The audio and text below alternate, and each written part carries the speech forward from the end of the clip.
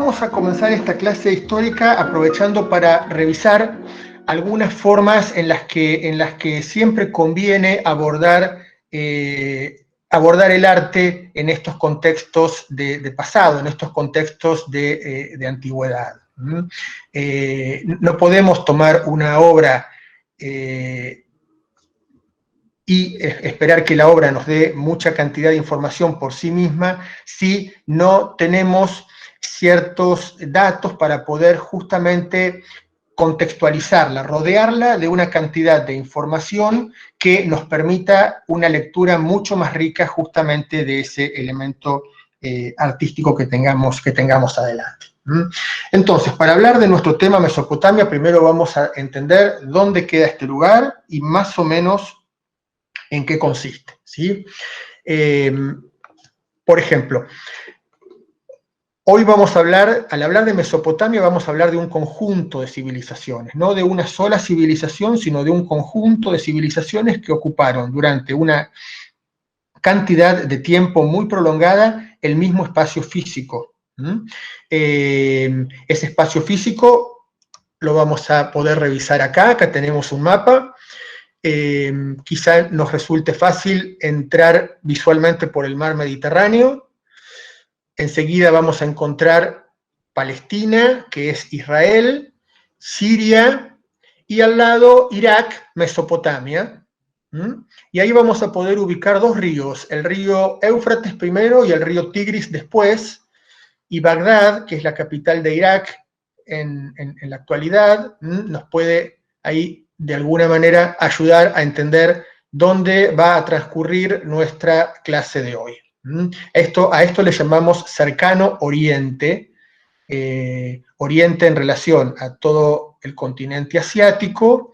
Lejano Oriente va a identificar a China y a Japón, y Cercano Oriente a toda esta zona en donde vamos a estar haciendo nuestro recorrido hoy. Este es un mapa más o menos actual, y yo ahora les voy a mostrar este otro, en donde están los yacimientos arqueológicos, que son los lugares que más nos interesan para la clase de arte.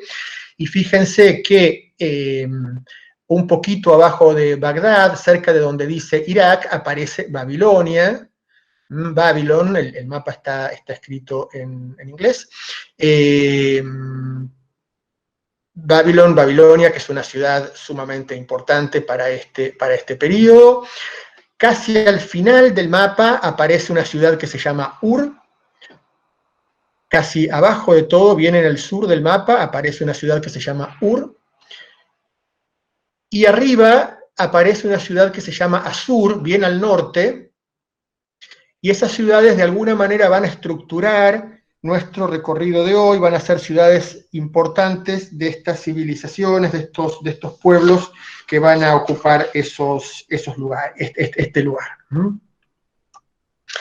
Y como les estoy mostrando mapas, les muestro un mapa de época, ¿sí? Este es un mapa del siglo VI a.C., es una tableta de arcilla en donde se representó el mundo conocido, el mundo interpretado en esa época, y fíjense que está interpretado como un círculo rodeado de un río, y en el centro aparece destacada la presencia de Babilonia dentro de ese mapa.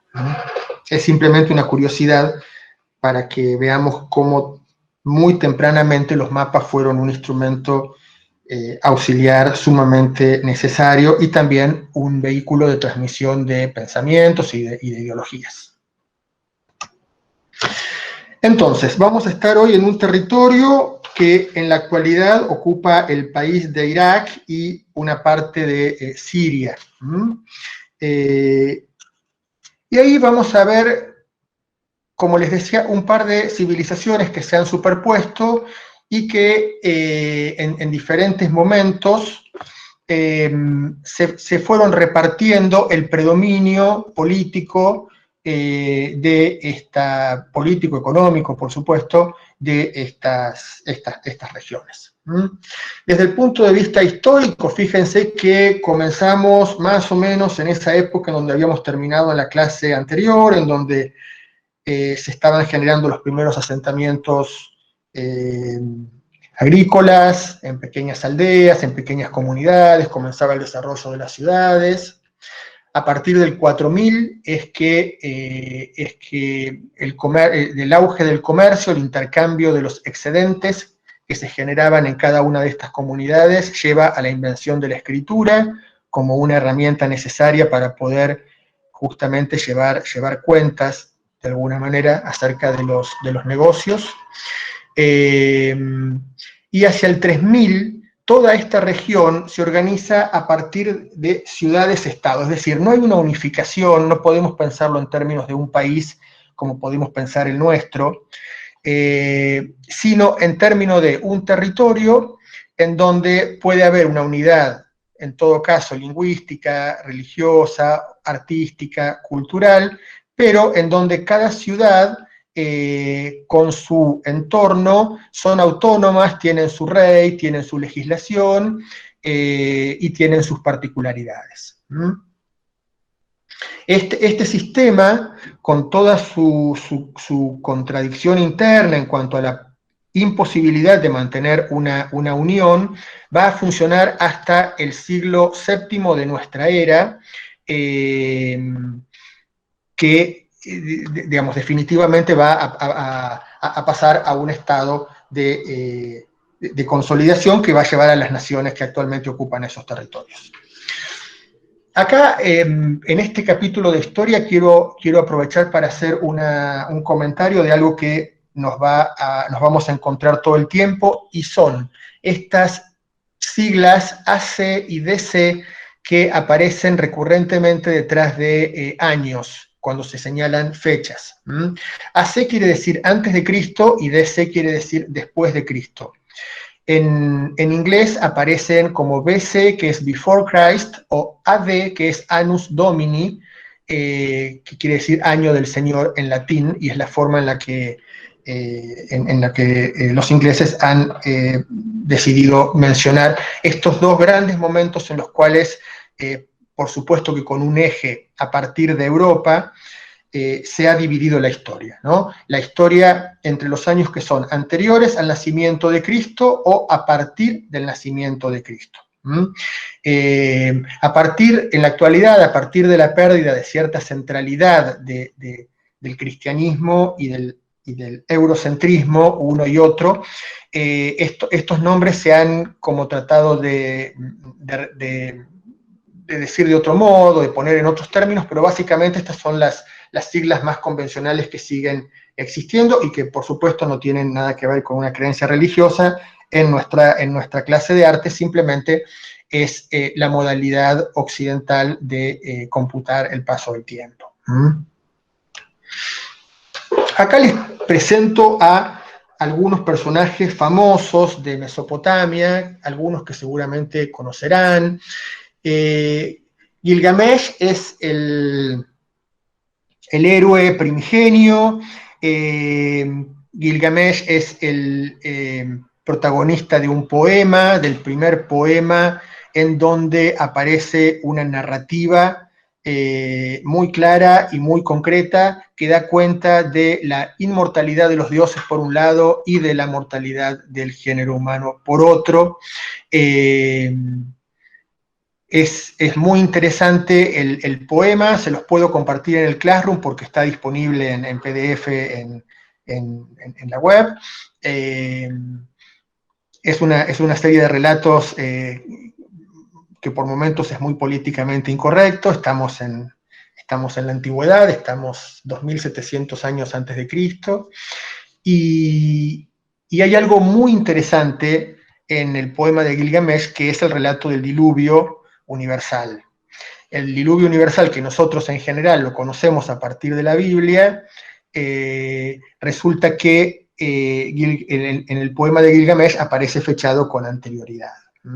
Y esto nos permite poder empezar a vislumbrar cómo la historia es una construcción y cómo muchos de los relatos de los libros que nos han llegado hasta la actualidad no fueron libros escritos de la manera que lo entendemos hoy, que un señor se sienta en un escritorio o en su computadora y empieza a escribir algo, sino que muchas veces lo que hacen esas escrituras es recopilar tradiciones escritas y orales que circulaban desde tiempos inmemorables a su vez, y que por algún motivo siguen teniendo vigencia, siguen siendo importantes y se siguen recordando y trayendo a colación. Hammurabi es el rey de Babilonia, famoso por el código de Hammurabi. El código de Hammurabi no es el más antiguo, en realidad hay algunos anteriores, pero sí es el más difundido y el más extenso desde el punto de vista de la legislación que contemplaba. Es un código que no nos conviene tomar como referencia en la actualidad, creo que fue ampliamente superado, es el que propone que ojo por ojo y diente por diente, básicamente. Lo cual se ve que para su momento fue un avance, pero bueno, dejó de serlo ya hace mucho tiempo, ¿no? Como avance.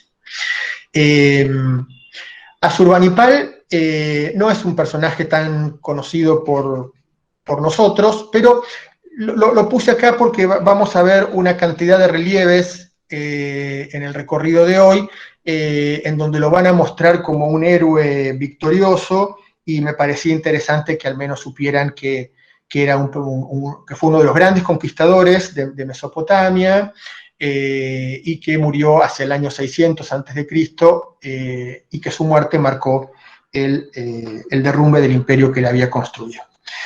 Y quizá el más famoso de todos es Nabucodonosor II, famoso por sus jardines colgantes de Babilonia, famoso por la ópera Nabucco de Verdi, famoso porque destruyó el templo de Jerusalén y llevó cautivo a Israel a Babilonia, y ahí es donde surge ese tema, el coro va pensiero en Nabucco, que posiblemente muchos conozcan.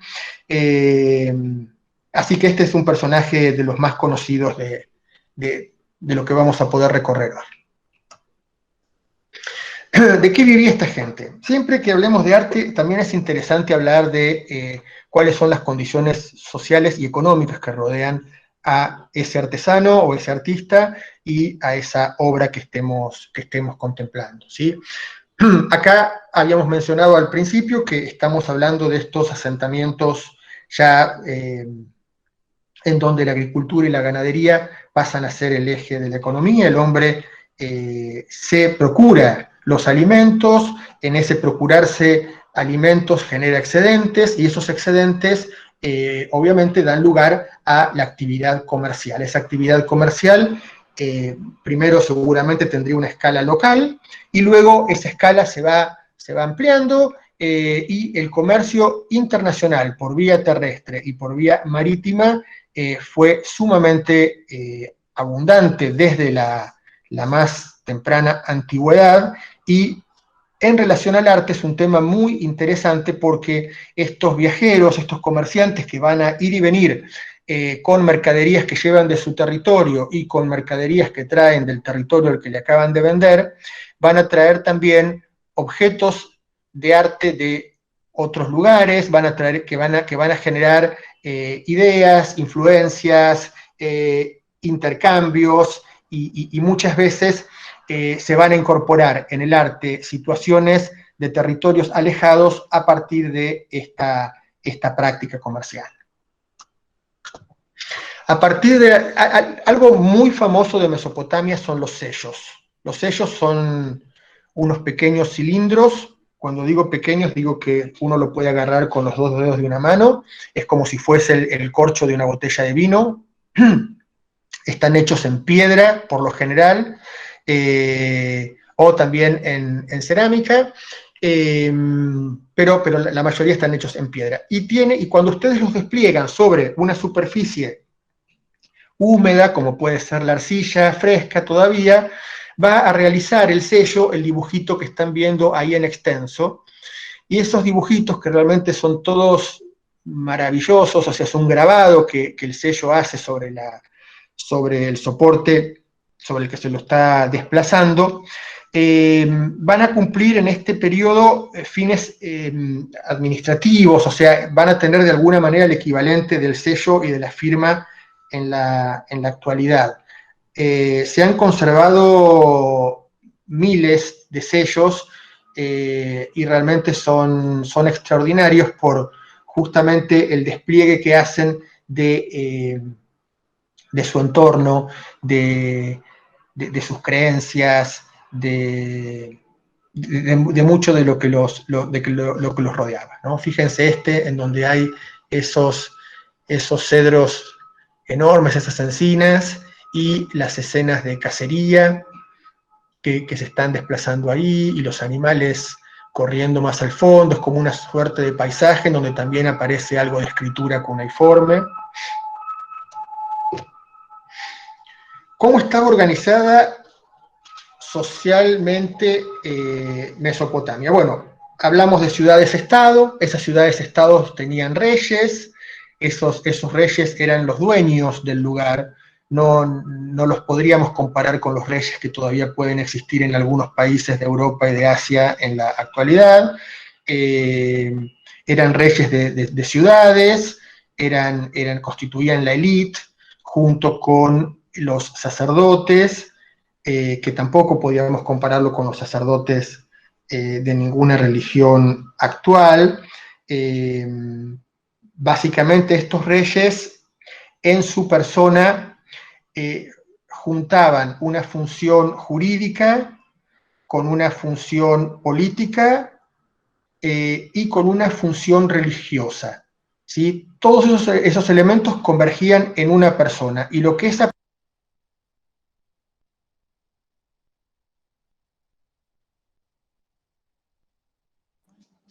No se escucha, apretó el micrófono, mudo. Se silenció el audio, Alejandro.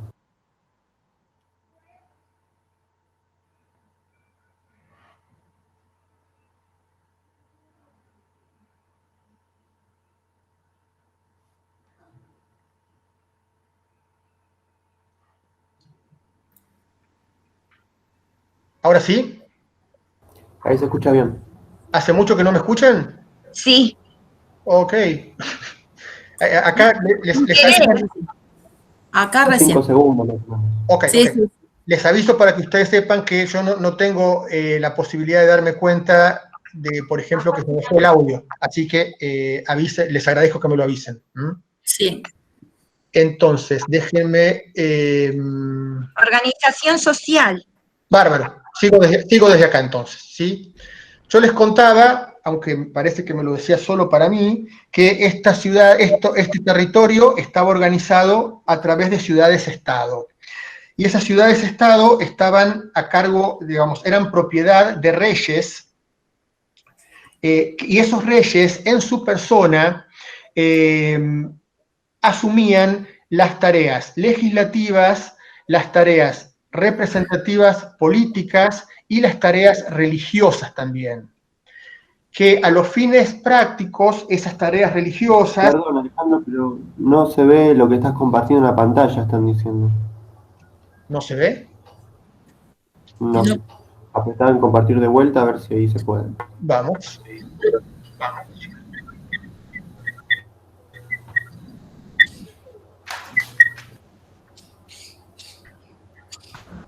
Ahora sí. Ahora sí se ¿Ahora ve. sí? Sí. Bien. Entonces, vamos por esto. Sacamos Ahí está. un pócalo y ¿estamos bien? Ahí está, perfecto, Está sí. bien. Bien, genial. Entonces, los sacerdotes cumplían un rol muy importante en estos contextos, porque de alguna manera estaban al servicio del rey, y eran los que en los aspectos prácticos y operativos organizaban a la sociedad. Siendo el rey el dueño del reino, y no solamente el administrador del reino, se imaginan que toda la riqueza que se producía en el territorio confluía a un solo lugar, y ese lugar justamente, que muchas veces eran los templos, ese cúmulo de riquezas era organizado y distribuido socialmente a partir del apoyo de del clero, a partir del grupo sacerdotal. Todo lo tenemos que pensar no en las funciones separadas que nosotros conocemos en la actualidad, ¿sí? Estamos 3000 años antes de Cristo, es otro lugar, es otra mentalidad, es otro enfoque muy lejano en muchos aspectos del nuestro. Por eso vale la pena aclarar cómo se organizaban este tipo de lugares y cuáles eran los roles que ejercían por ahí nombres de cargos que hoy seguimos teniendo, pero con distinto significado en un punto, ¿sí? Además, les cuento que todas las sociedades de la antigüedad tuvieron esclavos. Esos esclavos, por supuesto, que no eran personas africanas de piel negra, sino que los esclavos eran prisioneros de guerra y hasta eventualmente gente de los estratos más bajos de la misma sociedad. Y en arte siempre resulta muy importante conocer cuáles son los cultos religiosos y las prácticas funerarias. Las prácticas funerarias porque para estas civilizaciones antiguas, los sepulcros han sido realmente uno de los recursos más grandes de objetos de valor, de objetos transmisores de gran parte de la historia de estos lugares. A través de las prácticas funerarias se puede ver mucho acerca de lo que piensa y de lo que cree una sociedad. Les pido que recuerden silenciar sus micrófonos, por favor, así todos pueden escuchar bien. Aunque estén solos en su casa, silenciar el micrófono genera un audio mucho mejor para todo el grupo.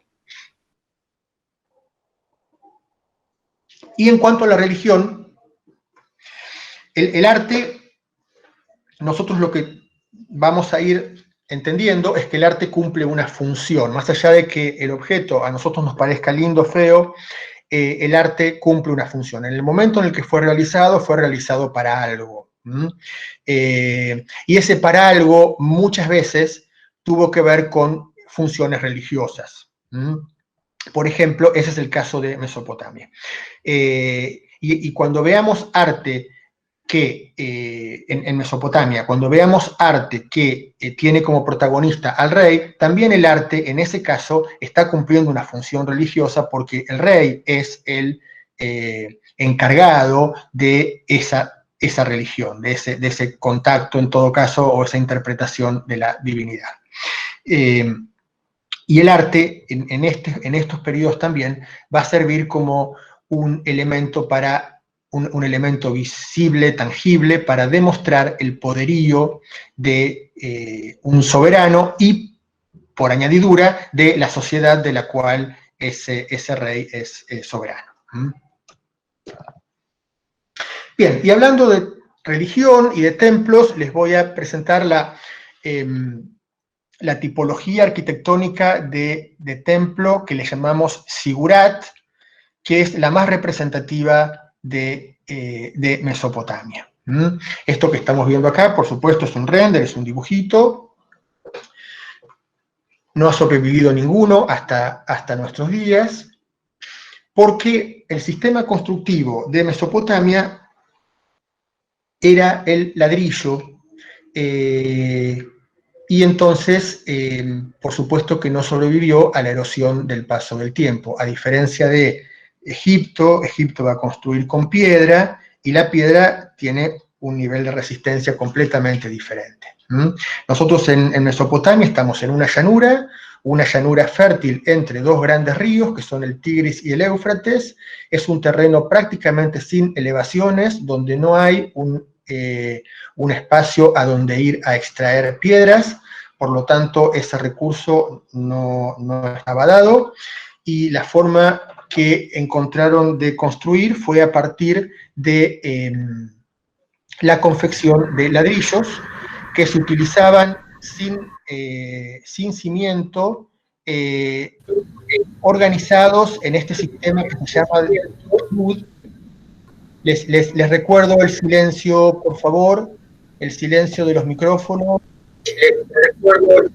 porque si no, no se escucha. Sobre todo los que están escuchando quizá a través del celular, por favor. Este sistema inclinado que vemos en los muros se llama un sistema de talud. Justamente es un modo de organizar el material para darle consistencia a esa estructura que se está generando. Cuando nosotros construimos, tenemos que tener muy en cuenta que esos elementos tienen un peso, y ese peso trabaja, y hay que organizar ese material de tal modo que ese peso trabaje organizadamente y la estructura se pueda mantener en pie. Estos zigurats básicamente son elementos cuadrados, si los vemos en planta, trapezoidales, si los vemos como estamos viéndolo ahora, truncos, en donde se van superponiendo distintos niveles, con grandes aterrazamientos, con accesos que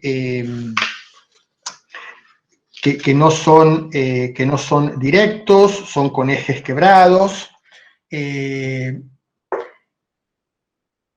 donde, por supuesto, que la parte de mayor importancia, la parte más sagrada, más reservada a la élite, va a ser la parte que está más arriba, la parte más alejada de la tierra. Esto que vemos acá es el zigurat de Ur. Si ustedes pueden ver en el centro de esa construcción, van a encontrar algo que se le parece un poco a escombros o un terreno baldío. Bueno, eso era lo que quedó del zigurat original de Ur. Lo que vemos afuera, ese amurallamiento, es una reconstrucción moderna que se hizo para preservar el hallazgo arqueológico del zigurat original, y que de alguna manera además nos permite visualizar bastante cómo sería esa estructura en su momento. Imaginen que estamos en una llanura, en donde no hay montañas, en donde por supuesto que no hay casas de 2 pisos, ni torres, ni nada que se le parezca, así que imagínense el impacto visual que el zigurat podía tener en el medio urbano, en una ciudad. Bueno, y finalmente llegamos al arte para empezar un recorrido más visual, en donde acá de alguna manera lo que resalto es que el arte cumple una función. Eso es algo que lo tenemos que tener en claro y buscar esa función cuando nos enfrentamos con un objeto. Y también menciono ahí 2 tipos de representación humana que van a trabajar, pero eso directamente ya lo vamos a poder ir viendo ahora con las imágenes. Esta imagen la traigo para hacer un nexo de este recorrido con el recorrido de la clase pasada, con el final del recorrido de la clase pasada, en donde habíamos visto estas Venus que consistían en amuletos, representaciones de representaciones femeninas, en donde no aparece el rostro, y las extremidades superiores e inferiores no aparecen muy desarrolladas, pero sí aparecen senos, caderas y muslos muy prominentes, lo que nos hace pensar que se trata de amuletos para la fertilidad. Esta tradición, que viene de lo que nosotros denominamos prehistoria, nos une con estos pueblos que son los mismos, pero que con el paso del tiempo fueron transformándose y adquiriendo diferentes características. En este territorio vamos hoy a hacer un recorrido muy breve por estas 4 situaciones que se fueron presentando, que son las civilizaciones Sumeria, Babilonia, Asiria y finalmente un conjunto de pueblos que fueron alternándose en el poder para luego dar paso al imperio persa, que es el imperio que va a lograr aglutinar durante mucho tiempo todo este territorio. Acá estamos entonces con los sumerios, ¿sí?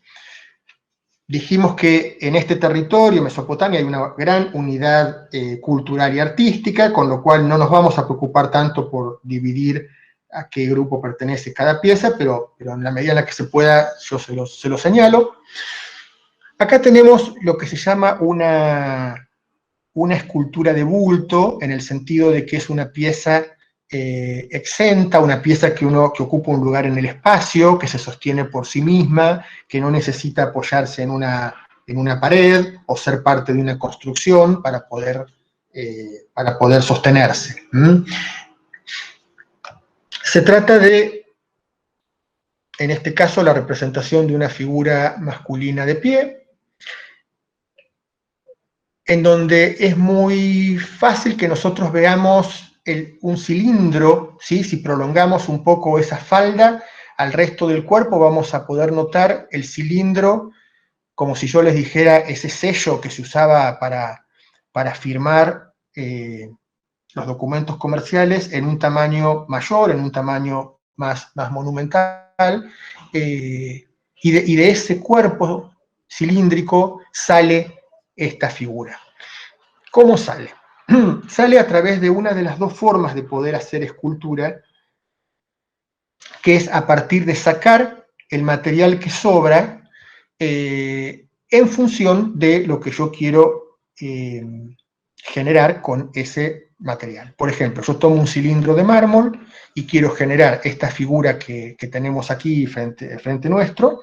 Entonces lo que tengo que hacer es organizarme para poder sacar todo el material que permita definir la falda, los brazos, los hombros, y después con mucho más cuidado definir la cabeza, el pelo, la barba, los ojos. O sea, el proceso constructivo de la pieza es a través de la extracción, de la talla. Tengo que tallar el material, saco.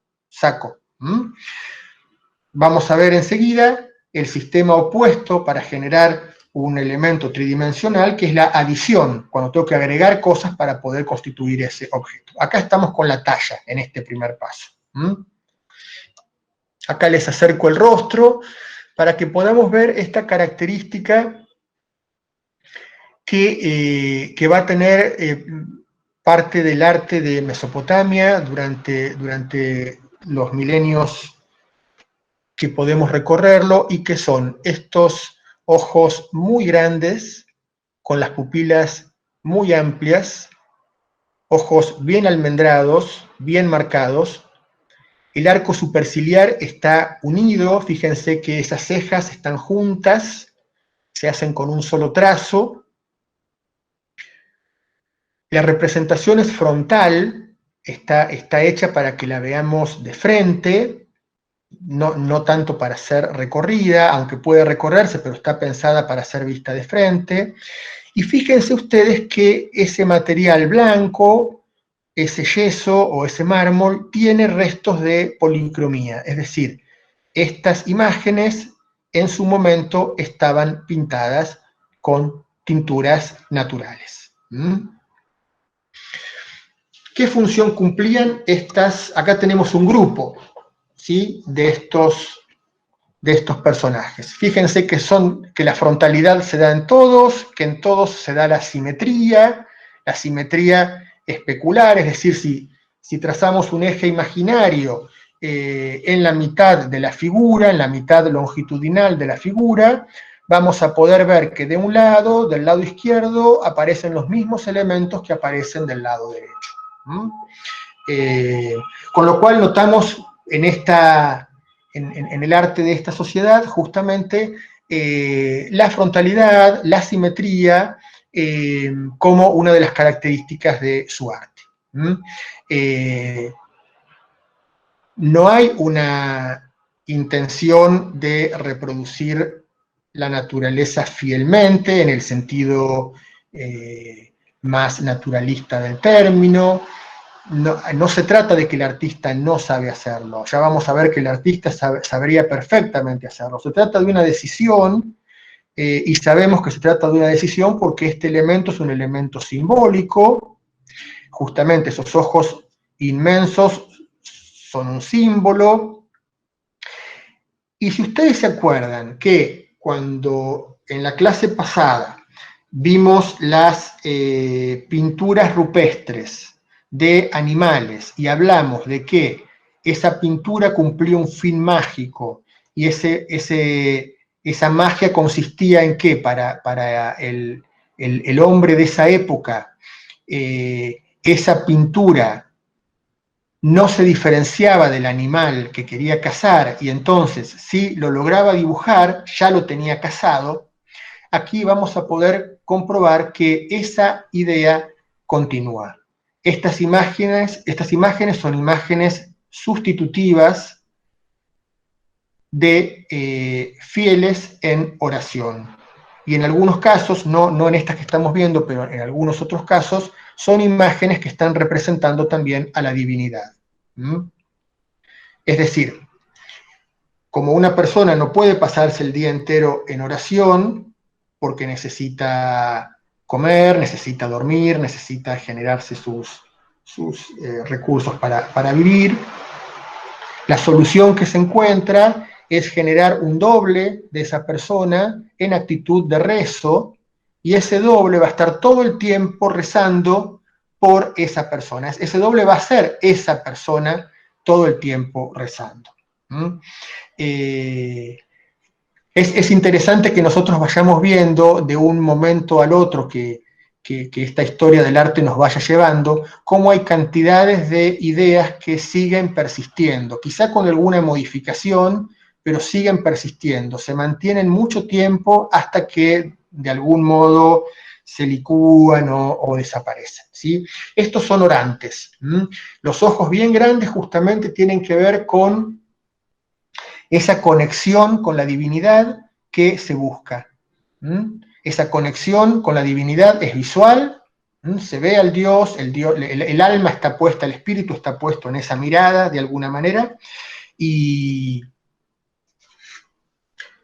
ese es el motivo que justifica semejantes ojazos, digamos, ¿no? Acá, en cambio, tenemos el otro sistema constructivo, que es un sistema constructivo por adición. En este caso, lo que vamos a ver no es una escultura. Había elementos de escultura, pero a mí me pareció más sencillo traer estos elementos que son bidimensionales para poder hablar de la anexión de materiales para construir un objeto. Acá lo que estamos viendo, fíjense que es un fragmento del marco de un arpa de madera, y exteriormente ese marco estaba decorado, como lo estamos viendo acá, estaba decorado posiblemente con restos de hueso o con restos de elementos marinos, con algún tipo de piedra, con betún. Y fíjense cómo en esta representación, en donde no aparece la talla, sino aparece la adición como elemento constructivo, el artesano de la época puede desarrollar un planteo mucho más naturalista, en donde no hay frontalidad, en donde hay algún tipo muy básico, pero hay alguna sugerencia de movimiento y de interacción y hasta de narración, podríamos decir, entre las figuras que están ahí representadas. Eso también puede verse en esta pieza, que es una pieza emblemática de Mesopotamia, que es el estandarte de Ur. No se sabe muy bien qué función cumplía este objeto, quizá esto fuera una parte de algo mayor que se perdió, pero más allá de la función que cumplía, este estandarte tiene dos lados en los cuales está muy claramente desarrollado, en este que estamos viendo, el tema de la guerra. Fíjense que el artista ordena por registros, o sea, tenemos 3 niveles en los que se está repartiendo la composición, hay una direccionalidad, o sea, hay claramente un planteo visual bien organizado, bien armado, con una enorme solvencia técnica. Y esta otra cara es la cara de la paz, en donde aparece el desarrollo del comercio, el desarrollo de las actividades artesanales. En la parte superior aparece un planteo, podríamos pensar que de corte, con instrumentos musicales y con personas que están mirando todas hacia una principal que está contrapuesta.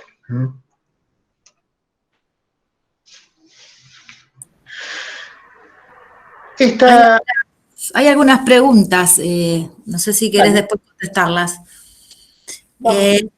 Puede ser, porque son ahora que, ¿por qué todos con las manos juntas? Se sabe, que vos estuviste explicando por qué oraban. Manos juntos es por orantes, exacto. Después tienen los brazos pegados al cuerpo, por qué, bueno, están orando entonces, y si son como fetiches africanos. A ver, yo no haría ese tipo de comparaciones, porque claramente estamos en contextos bien distintos, con lo cual afirmar que son como fetiches africanos es afirmar una cantidad de cosas que no tenemos sobre qué basarnos, ¿sí? Lo que sabemos es que estas imágenes tenían la función de ser el doble, ser el orante, la versión orante de la persona.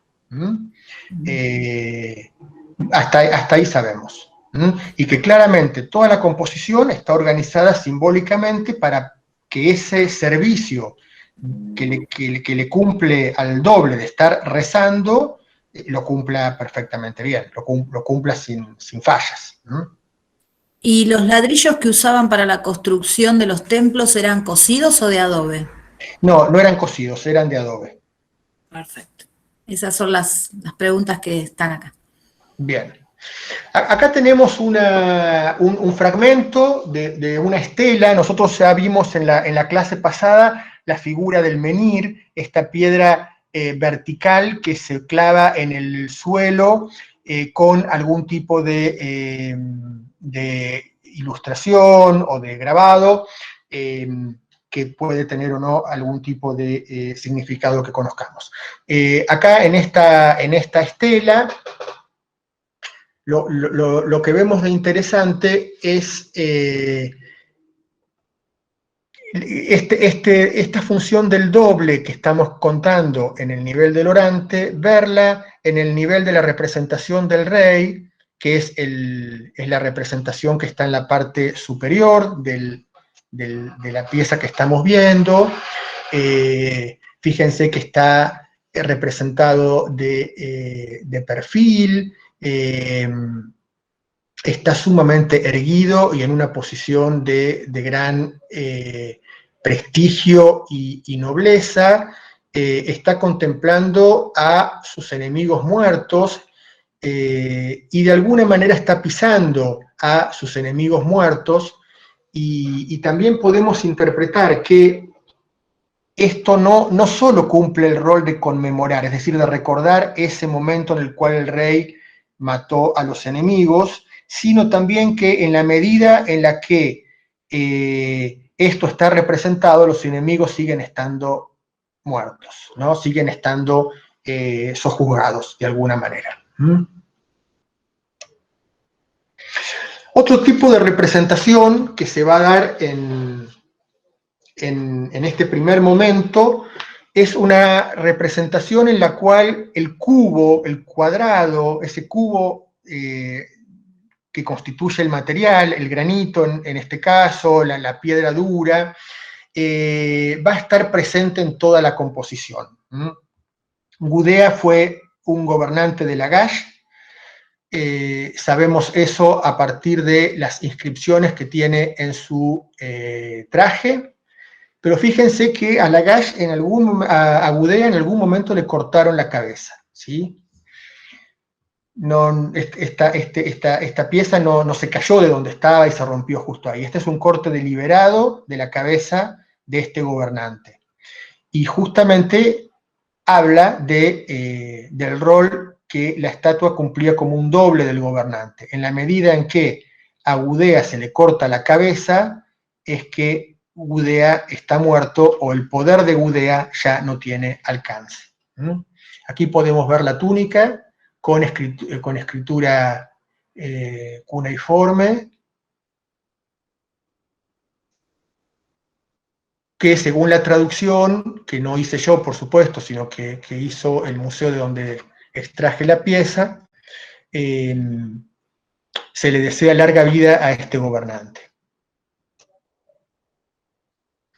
Hablamos de Hammurabi hace un ratito, ¿se acuerdan? Y del código legislativo que Hammurabi genera.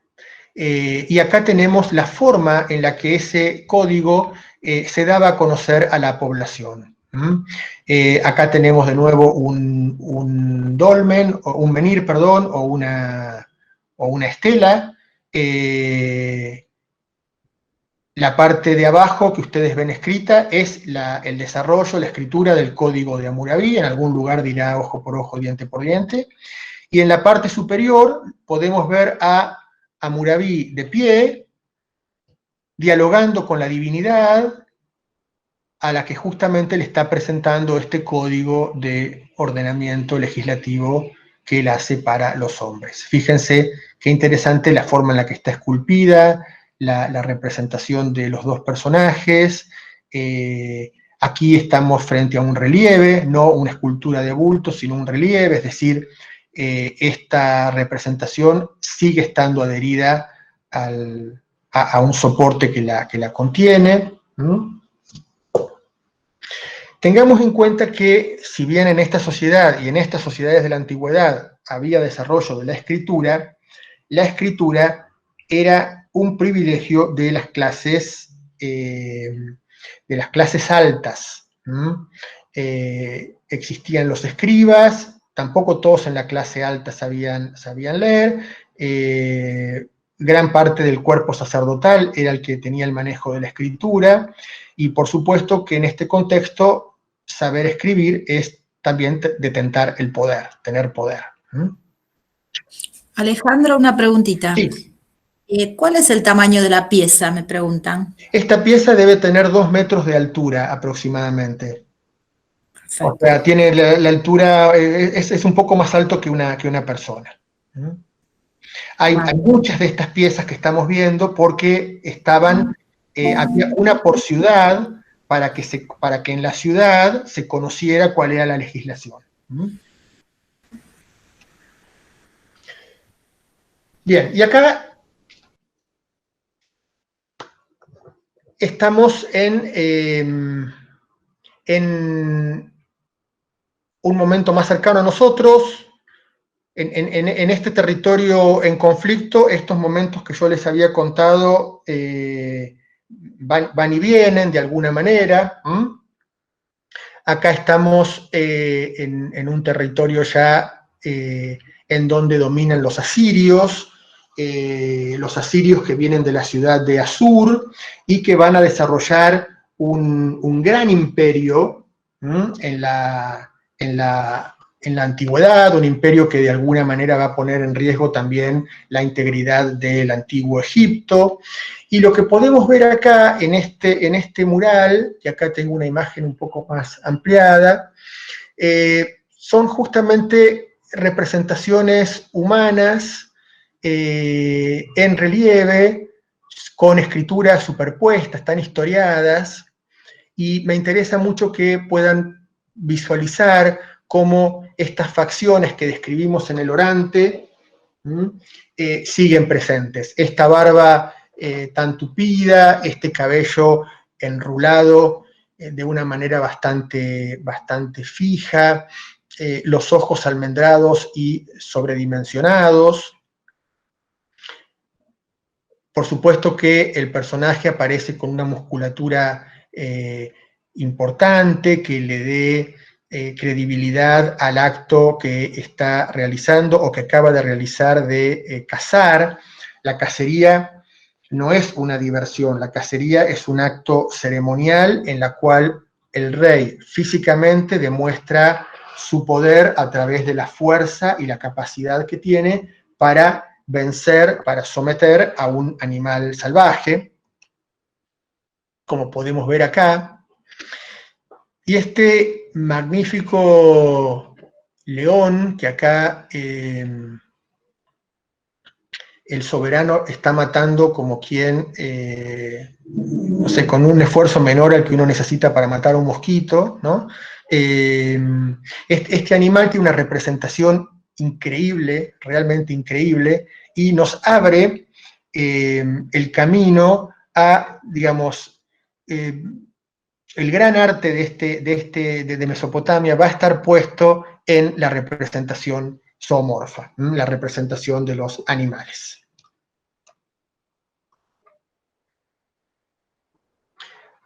Aquí tenemos un elemento constructivo, es decir, esto es una escultura, pero que va a cumplir la función de también sostener un espacio interior y al mismo tiempo connotar simbólicamente a través de esta unión de un animal terrestre con un animal aéreo, con la cara de una persona, va a constituir lo que se llama un híbrido, es decir, es completamente un elemento simbólico para connotar la fuerza de ese hombre y la capacidad de ver a través del vuelo que va a tener este hombre.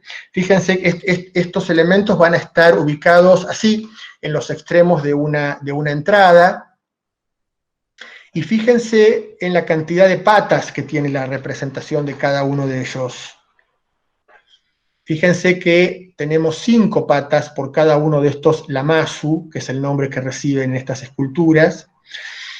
Estas 5 patas no son un error, sino claramente es un recurso artístico que se desarrolla para que cuando se lo vea de frente se le vean las 2 patas delanteras, y para cuando se lo vea de costado se lo vea con las 4 patas que tiene el animal y no que le esté faltando una por motivos de perspectiva.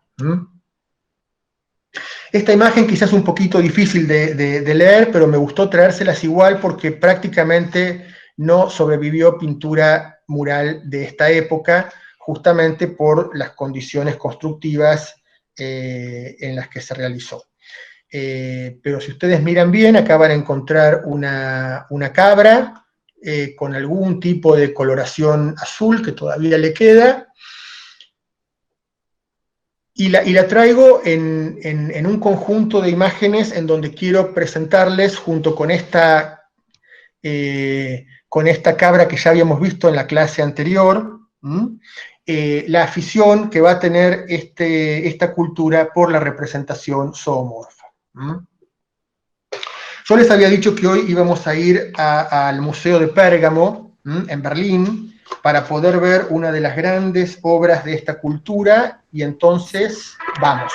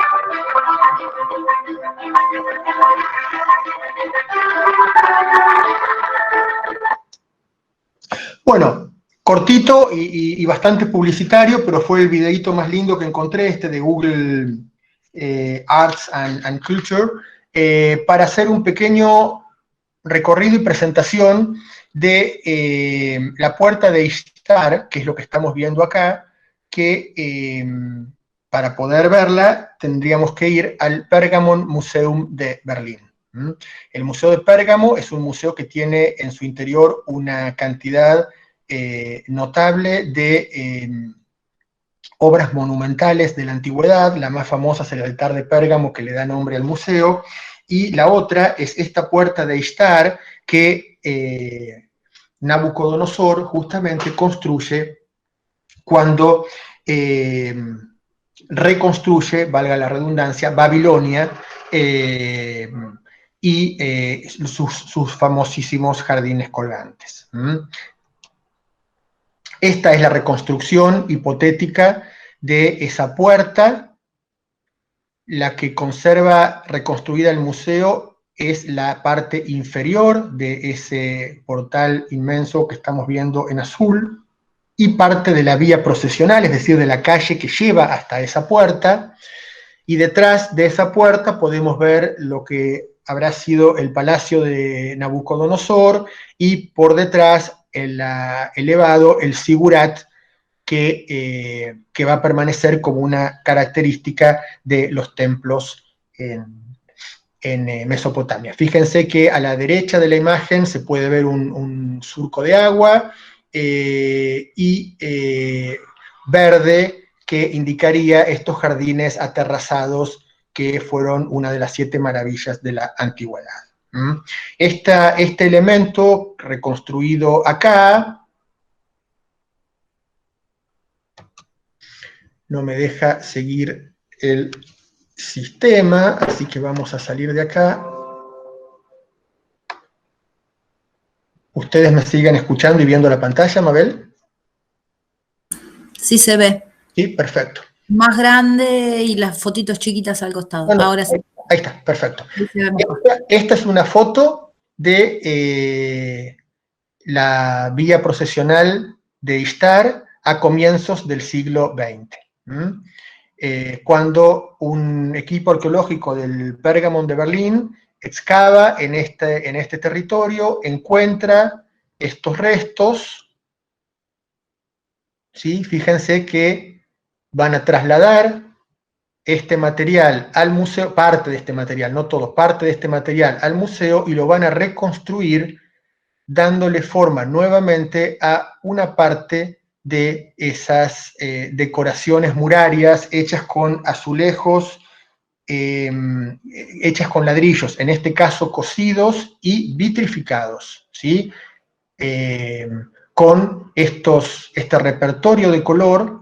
Ustedes imagínense en una llanura, en la antigüedad, lo que debía ser la vista del espectáculo de entrar a este lugar, a esta fortaleza, y la imagen de poder que habrá generado.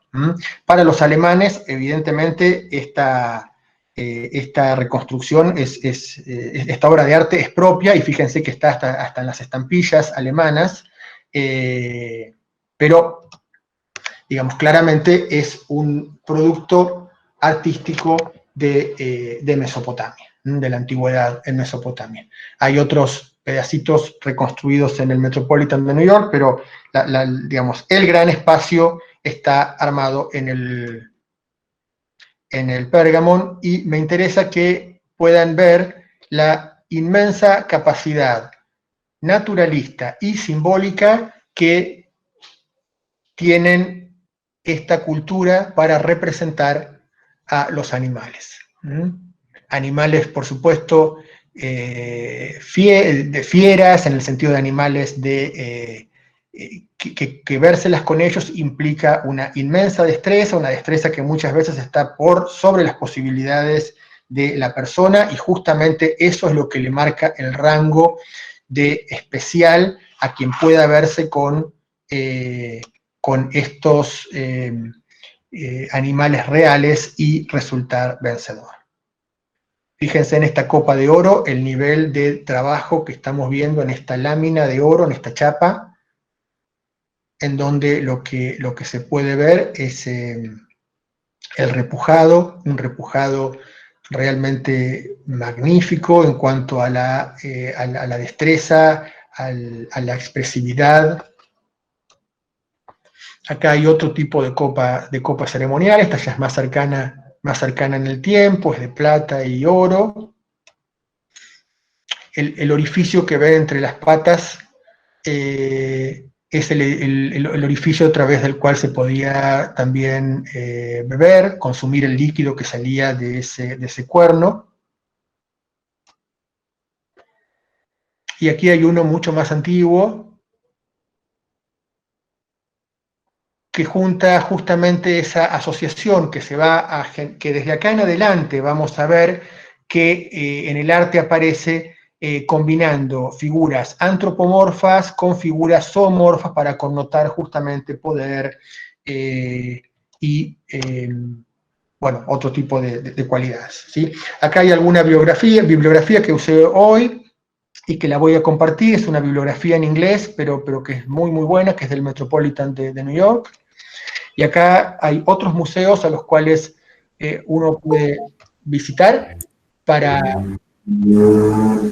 justamente poder tener un panorama de este arte. Yo quiero ver si puedo compartir con ustedes unas páginas web que tengo aquí preparadas. A ver si me deja.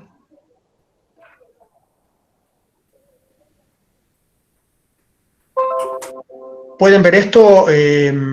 Sí. ¿Sí? ¿Lo están viendo? Perfecto. Se ve como a mitad de pantalla, pero se ve. Bueno, genial. Sí, es sobre todo información. Quería mostrarles el Instituto Oriental de la Universidad de Chicago, que es el lugar más importante en el continente americano que ha hecho investigaciones arqueológicas sobre Mesopotamia. Después les mando los links por si quieren entrar. Les quiero también compartir del Penn Museum este jueguito que les permite escribir el nombre de ustedes y recibir las iniciales en escritura cuneiforme, por si maravillados con la clase de Mesopotamia quieren, no sé, tener un sello con el nombre de ustedes en cuneiforme. Y aquí está la tableta, una de las muchas tabletas en donde se cuenta la epopeya de Gilgamesh, y esta es la del relato del diluvio universal. Quería mostrárselas, está en el Museo Británico. Y creo que nada más, porque también les quería mostrar el museo de Irak, pero el sitio web no me lo dejó. Irak tiene un museo muy, muy lastimado, lamentablemente, pero que vale la pena conocerlo, porque bueno, es el territorio en donde estamos justamente haciendo este tipo de visitas. ¿Hay preguntas, Mabel? Sí, anteriores a esto, Sí. por ejemplo, la parte de la construcción de la puerta de Nabucodonosor, si es a escala real. Esa parte. Sí, es absolutamente a escala real. Justamente es intimidante porque no llega, digamos, la estatura humana no llega ni a la primera franja de balotitas de color. Sí, esa escala es una reconstrucción a escala real, no de la totalidad del planteo que ustedes vieron en la foto arqueológica, sino de la parte más baja de todo ese planteo. pero es a escala real. Y es una reconstrucción con los elementos reales, además, ¿eh? Claro. O sea, no son tejas nuevas, sino que son las tejas que han Restauradas del sitio arqueológico y las han restaurado y ahí están colocadas. Después preguntan qué opinás del arte de esa región que trasladaban a otros para poder exponerse en museos. Bueno, justamente esa es una práctica que a mí me gustaba dejar planteada en la clase de hoy. Al hablar del Museo de Pérgamo, hablamos y del Museo Británico, hablamos de los museos que se llaman museos imperiales, es decir, museos que están en las capitales de lo que han sido los grandes imperios europeos, que han colonizado estos territorios que nosotros recorrimos hoy y los que vamos a seguir recorriendo en las clases siguientes, y parte de esa colonización tenía como efecto justamente la extracción de obra de arte. En este momento estamos viviendo un gran cuestionamiento de esa práctica, y en muchos casos los museos se están viendo obligados a devolver obras de arte que fueron expoliadas de los territorios. Digamos, a lo largo de las clases vamos a seguir planteando este conflicto. Digamos, este justamente cuestionamiento tiene que ver con un creciente eurocentrismo, un creciente desarme del eurocentrismo, es decir, Europa está cada vez menos en el centro de la cultura, y eso permite justamente este tipo de reclamaciones, tanto por parte de Asia, por parte de África, por parte de América, en menor medida, pero también. Y es muy interesante de ver cómo los museos van encarando o evitando esos temas, estos grandes museos. De todas maneras, más allá de esa cuestión política que no hay que perderla de vista, lo cierto es que son lugares en donde uno puede ver y acceder con mucha cantidad de información a estos territorios. Perfecto. Hay otras preguntas anteriores, por ejemplo, de qué material era el león alado. De qué estaba hecho. Están realizados en piedra, en piedras duras. Perfecto. ¿Y cuál es la simbología de las alas? La simbología de las alas es que al volar tiene una vista privilegiada de los que no podemos volar y vemos simplemente lo que tenemos enfrente. Perspectiva. Claro. Por eso los ojos se amplían porque digamos, lo que ve es mayor. O sea, el ojo más grande significa veo más. En un planteo que puede parecer un poco literal, pero es así. Ojo más grande es porque tienen mayor visión. Más visión. ¿El Museo Británico quedaría vacío? El Museo Británico quedaría con 3 o 4 cosas, posiblemente, si se devolviera todo, sí. Sí. Bueno. Ya vamos a ver puntualmente el caso del Museo Británico cuando veamos Grecia dentro de 3 clases. Bueno, perfecto. Ese tema. Te saluda, te agradecen. Gracias.